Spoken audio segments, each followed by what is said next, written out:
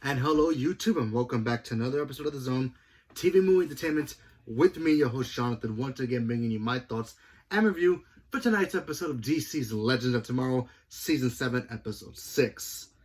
So we all know the Legends finally got to track down that professor guy who created the time machine that they needed desperately to pretty much play catch-up to the bad guy who's pretty much behind them being stuck in the past, which was the same guy who created the Avebots.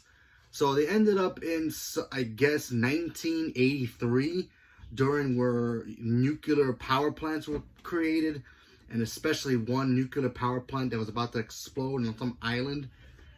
And, you know, they end up in that island trying to figure out, okay, should they help the people there? Should they not? They're not really sure. While that's happening, you have the guy who created the Avebots.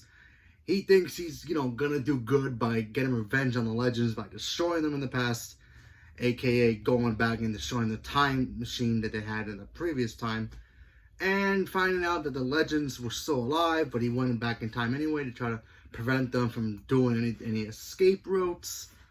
And then we find out that Gideon is a psychopath.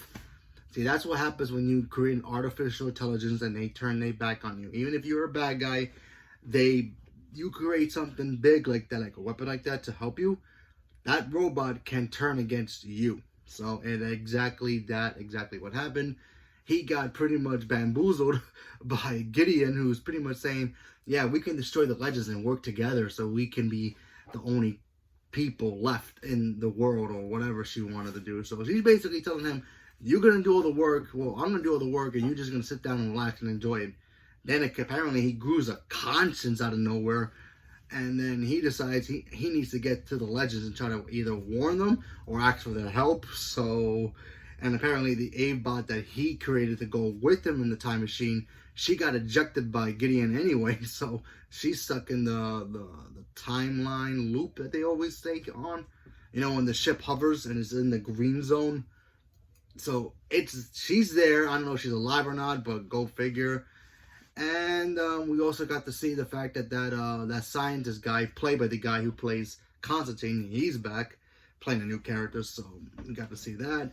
He's having some post-traumatic stress because he used to be part of the war, and then he finds out about this nuclear power plant. He decides he wants to help, but the Legends are like, we can't really do it, because if they do, timeline can get messed up in a big, messy way.